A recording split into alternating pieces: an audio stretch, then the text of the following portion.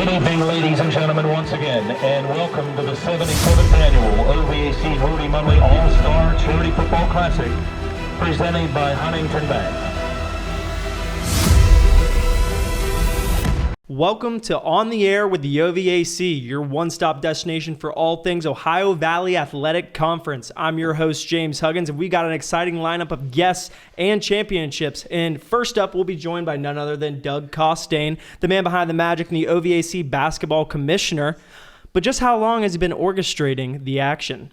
The girls' OVAC basketball championships had fans on the edge of their seats. Martins Ferry clinched a 3A title in a nail-biter against Fort Fry, while Indian Creek dominated the second half to secure the 4A crown. And what about Wheeling Park's offensive blitz that led them to the victory for the 5A championship?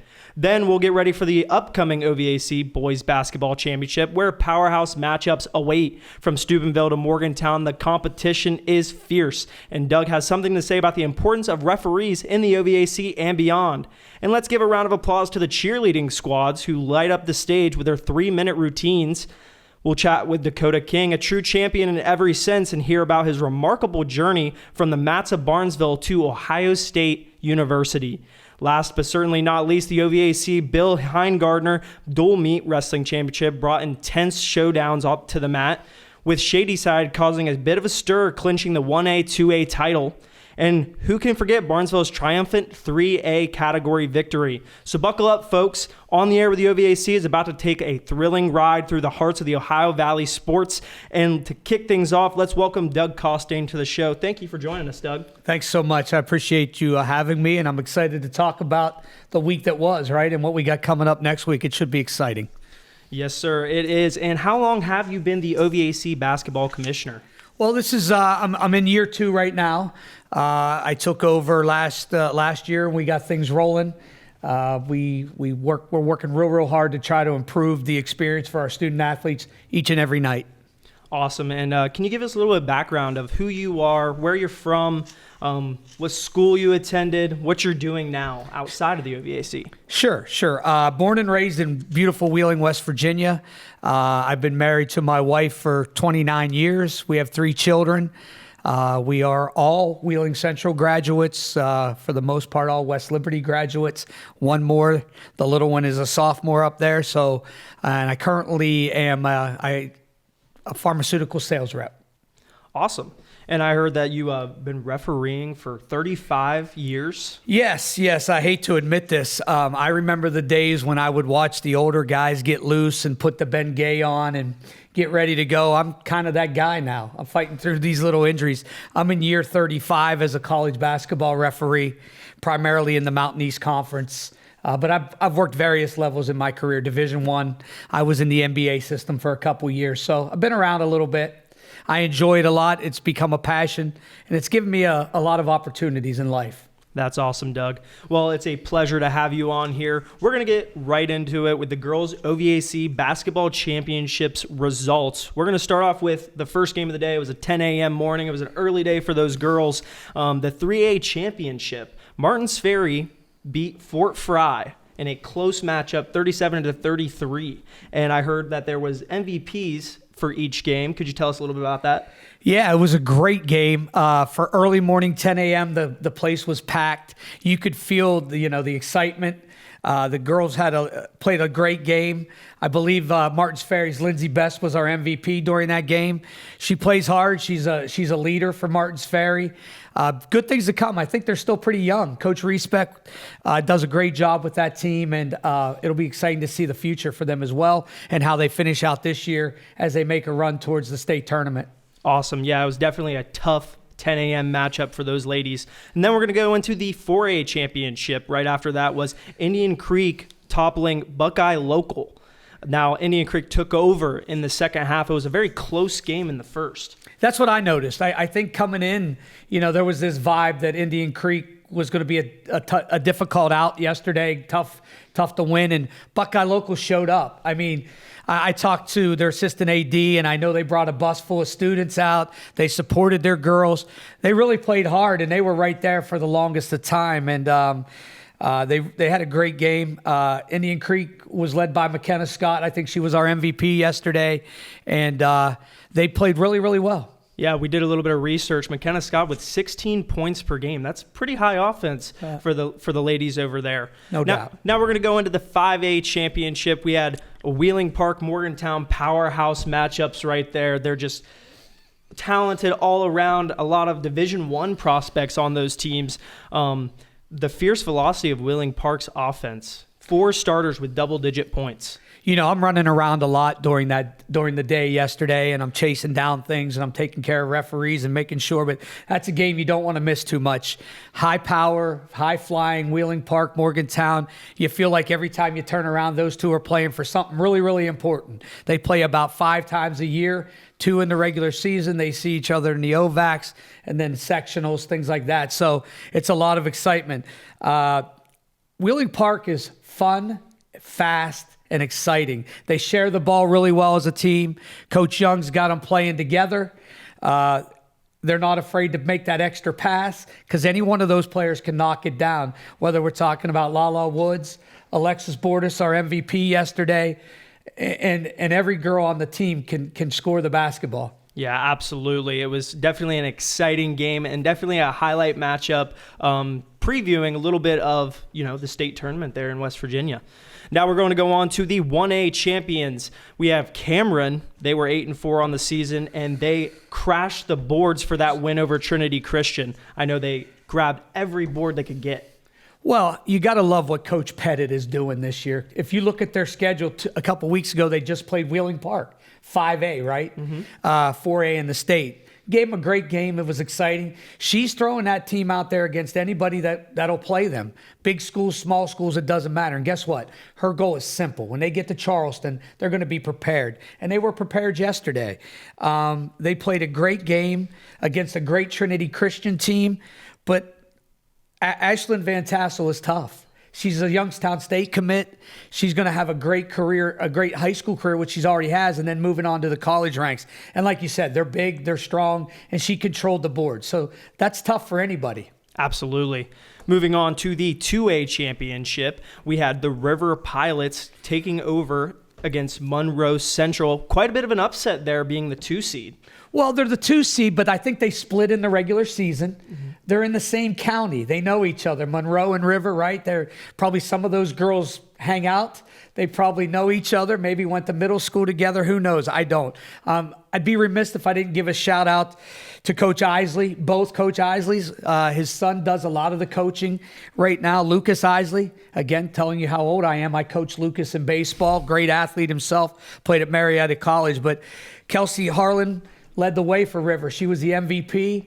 When I talked to the coach, she's a leader. She's a leader on and off the floor, and I think it's going to be exciting because I think they're going to see each other again as well. So those might be good games to catch down the road. Absolutely. It was an awesome day for OVAC basketball in that girls' 5 through 1A divisions, and a lot of talented players. It was very exciting to see. And Caleb Graham Productions has all the photos online, so anybody can go out and get those as well. So we have upcoming OVAC boys basketball championships. Semifinals is tomorrow, am I correct? Tuesday. Tuesday. Yes. Coming in Tuesday, we have the semifinals matchups. In the 5A, we have Steubenville at the 4 against Morgantown at the 1. What do you think about that matchup? Well, they always say football is the fastest 10 weeks of the year. These next 2 weeks in OVAC basketball is crazy, right? It's about every night. We'll get into referees later, but we need everybody because there's so many games. But how exciting. I mean, Coach Haney at Steubenville, they're playing really, really well right now. His son is a freshman point guard. It's going to be a great 4 years at Steubenville. But they're traveling to Morgantown, one of the better teams you're going to see around, one of the best teams, if not the best team in the state of West Virginia. They're going to have their hands full, but if there's anybody that can go in there and give them a run for the money, I like what Coach Haney will bring to the table with his team. But Coach Tallman, don't be surprised. He'll be ready to go. Awesome. Sounds like an exciting matchup over there. And then we have the number 3, Brook versus Wheeling Park. Again, I think we're going to say this on every matchup. I mean, Brook's coming in as a 3 seed, so theoretically the underdog. But that's a rivalry for Brook. They want to beat Wheeling Park really bad. Coach Shinsky's turning that program around and doing some good things. Wheeling Park, really, really good. Aiden Davis, one of the best players in the Valley, shoots the ball well, shares the ball well. Michael Davis, another great player for Wheeling Park. It's going to be fun. That'll be a good one. Don't miss that one at the Palace. Awesome. And we have 4A with number 4 Beaver Local versus Harrison. And I like Beaver Local. I think they bring high offense. I think they have a lot of intensity with every sport that they play. So you really can't count them out against that number 1 Harrison. You know, I always, when I think of Beaver Local, I think big, fast, strong in every sport. They play tough. It's a mentality. Almost, Steubenville, I could say the same thing. It's a mentality. We're tough kids. We're going to play hard, fair. But what Coach Fode's doing at Harrison Central, that's a great group. I mean, obviously, they're the number 1 seed. They got to go into Harrison, where we were all just at yesterday. Great facility. And there's always some advantages to playing at home. So, again, another great matchup. Yeah. And then we have the number 3 St. Clairsville versus East Liverpool over there in East Liverpool. Yeah, I like both of these teams as well. I haven't seen East Liverpool live. I watch a lot of video, a lot of video. Tough place to play at East Liverpool. It's you're kind of down in a little bit. The fans are around you.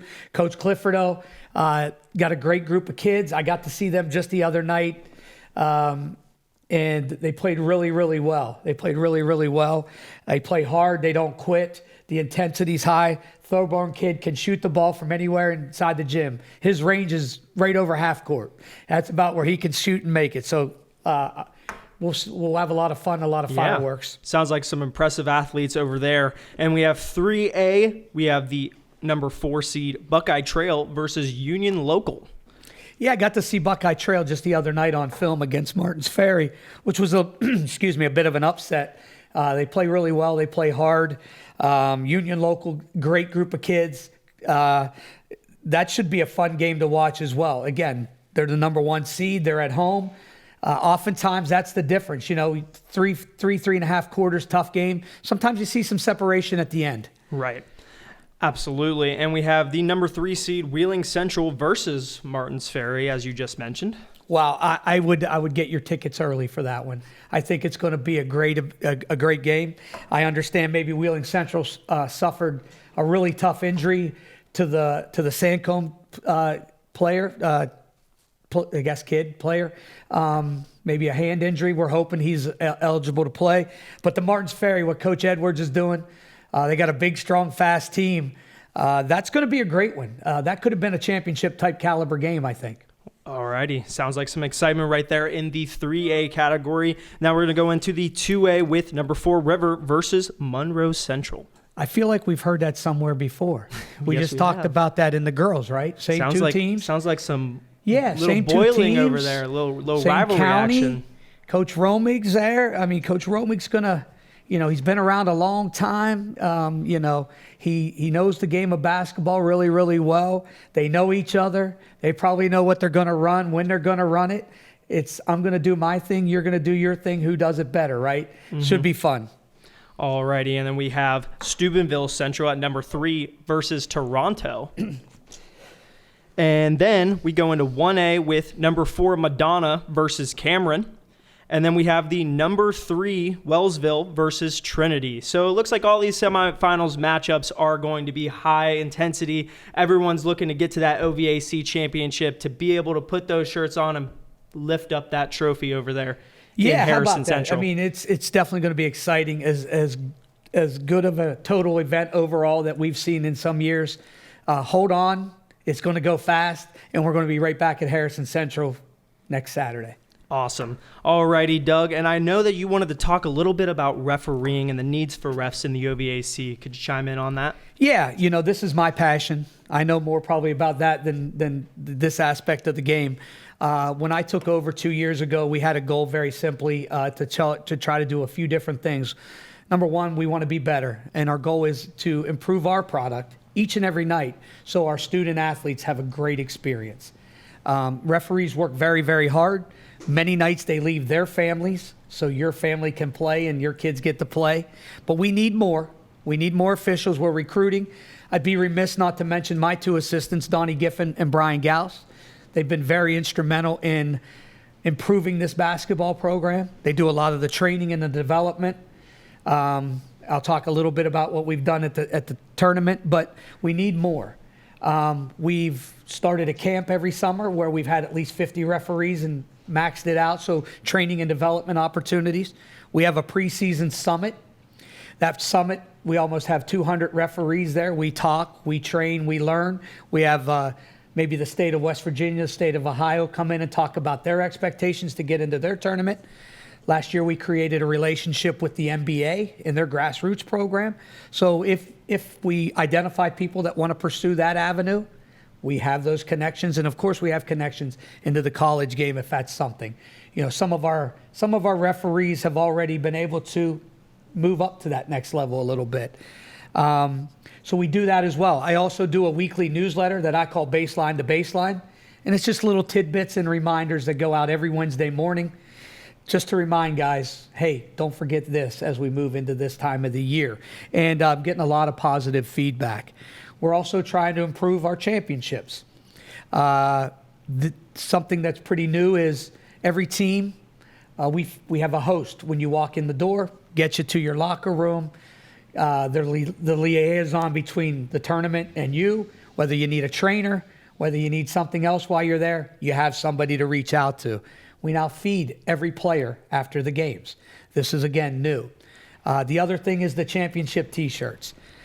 Special shout out to our friends at Panhandle Cleaning and Restoration who sponsored those T-shirts. But if you noticed, the winning team, just like you see on TV at the NCAA Finals, the Super Bowl, whatever it might be, the minute you win, you get a championship T-shirt. Lots of smiles yesterday as we handed those out to the kids. So at the end of the day, we'd love to get more people involved. You know, we'd love to train and develop and get you into it. I promise you it's a very, very rewarding advocation. It can be a great opportunity for young folks in college to make a little bit of money. I don't like to sell it on the money aspect. It's got to be fun. Right. And it is fun. Yeah. It is fun. And you get that question all the time. How do you handle people yelling at you? I always joke and say the better you get at this, the less they yell. That's not always true. They still yell, and that's okay. I said I was married 29 years. There's nothing they can yell that my wife hasn't yelled at me for. But it's a lot of fun. Mm-hmm. It's kind of neat that I see some parents, their kids finally graduate, and they're like, I'm going to give it a try. And they say, I always hear, oh man, I wish I'd have started this earlier. Mm-hmm. I wish I'd have done this earlier. So OVAC.org. Up in the right-hand corner, there's a little referee caricature. Click on that. That'll get some information to us. We'll reach out to you. We'd love to have you come on board. Awesome. Thank you so much, Doug. It sounds like you're doing so much over there in the OVAC for the basketball side of things and for the referee side of things. It's been a pleasure to have you on, and I can't wait to have you on again when we try to talk about the OVAC Boys Basketball Championships. If we can get you on in a few weeks, that'd be awesome. Be great. I appreciate you guys having us, or having me, I should say, and we look forward with great things with this. All righty. Thank you so much. Thank you.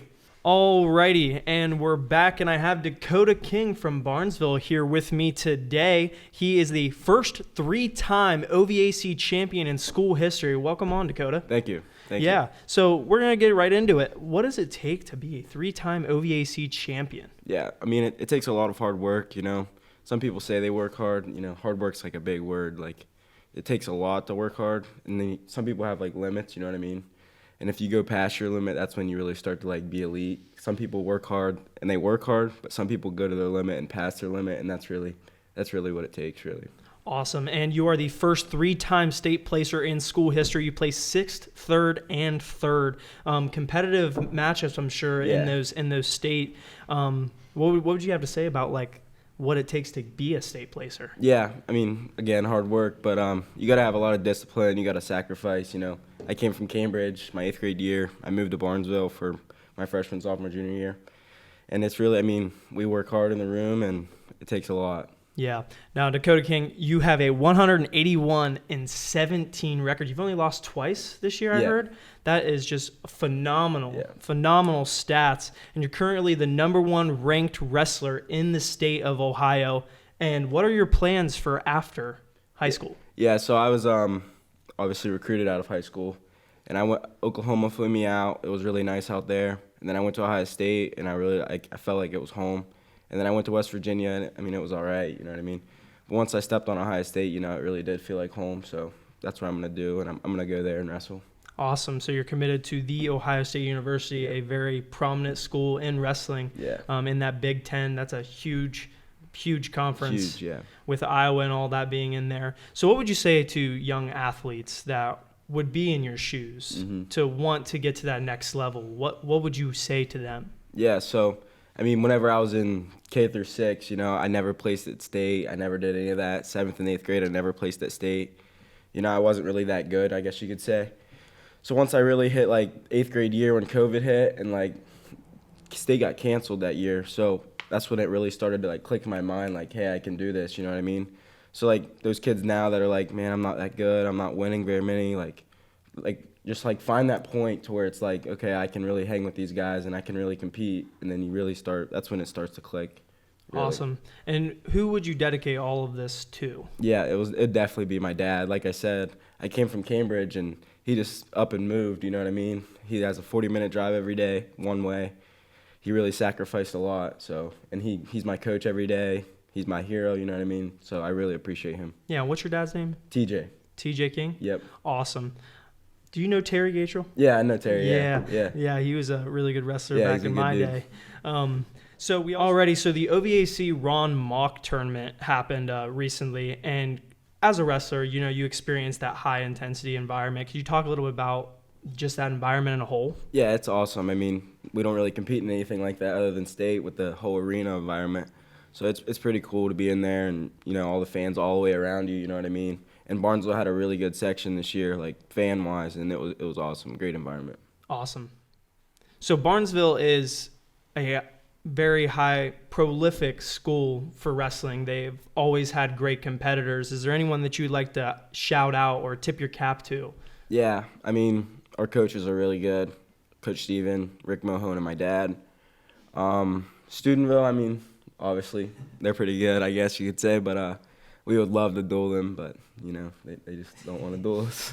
So we also had the OVAC Bill Heingardner Dual Meet Wrestling Championship. I know that you guys are in the 3A division with Barnesville Shamrocks. You took that win. Could you tell me a little bit about that? Yeah, our team really did compete well. At the beginning of the season, it was kind of rocky, and we were like, we really do need to come together as a team, like, especially towards the end of the season now with state duels coming up next weekend. And we need to come together as like a dual team, which we really weren't at the beginning of the season, and we're really starting to come together now, and it's great. Yeah, we won 71-3 in the finals, and can't get much better than that. Yeah, and it looks like we had the 1A, 2A champions as well, Shady Side with an upset over Caldwell, and the 4A champions Oak Glen, and then we had Steubenville, Big Red, at the 5A championship. And I just know that those OVAC wrestling dual meets and the championships themselves are just so competitive. Yeah, for sure. It's the biggest thing for southeastern Ohio and the West Virginia areas to go to those wrestling tournaments. So many schools. So it's really exciting, and I'm really excited for you to be going to The Ohio State University, and it's going to be exciting to keep track of your career as you go. Impressive, just impressive, Dakota King. Thank you. I really appreciate you having coming on here with us and taking some time out of your day to talk a little bit about it. Do you have any other last words? I don't think so. All righty. Thank you so much, my man. Sweet. Alrighty, and we're going to get into the cheerleading OVAC championships, and I'm here with Caleb Graham with Caleb Graham Productions, the man that can make this all happen and is the official photographer for the OVAC. He was at the event this past Saturday, seeing all these cheer squads. What do you have to say about it? Yeah, I mean, these squads put in a lot of work. You know, you don't really think about it when you are growing up, especially if you're like a basketball player or somebody, you're like, oh, that's our cheerleaders. They're putting in a lot of work. And I don't think as many people realize that until you get to be a part of that scene. You know, you think about it, they're putting in hours and hours of work, planning a routine, choreographing a routine. Coaches, I mean, you can just see from how the coaches, you know, respond to this moment of going to the OVAC Cheer Championships that, like, they are so invested in this, and it's all for, like, that 3 minutes, right? Like, they're going out there giving it everything for 3 minutes. That's what they're being judged on. And it's amazing. I mean, there's so much great talent in the OVAC from these squads. And really, we had 5 or 6, I'll see them later, 5 or 6 different champions this week. We had our small school non-tumbling division was won by the River Pilots.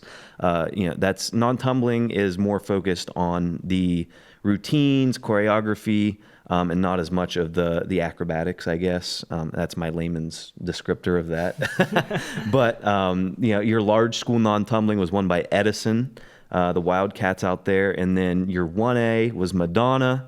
2A was Toronto, the Red Knights. 3A was Barnesville. 4A was St. Clairsville. And, might I add, St. Clairsville has won 4A. It's either 16 or 17 years in a row. I mean, that's impressive. Unheard of. That is impressive. So that they're very dominant yearly, year in and year out there at the cheer championships. And then Wheeling Park was your 5A champions this year. And it was just a great time. I mean, DJ Daner, who we're going to have on next week, was emceeing the event. He started out with the OVAC same time about as I did last year, and he's done great with these events, keeping them on track. We were actually ahead of time this year, so we got through a little earlier than we were supposed to. But just seeing, it's emotional. Some of these events you'll go to, and your champion is X and Y, and then they're happy about it, right? These girls, they win and they cry. They win and they're hugging, they're crying. They know they've done really well amongst a very competitive field. Yeah, absolutely. And just sheer talent just across the OVAC. And that's what we're doing all this for, just to be able to highlight these different athletes, these different talents. And I appreciate you so much, Caleb, for coming on to the show instead of producing the show to be able to talk a little bit about this. But this has been On the Air with the OVAC. It's been a pleasure, and we'll catch you next week. See you next week. Good evening, ladies and gentlemen, once again, and welcome to the 74th Annual OVAC Rudy Munley All-Star Charity Football Classic, presented by Huntington Bank.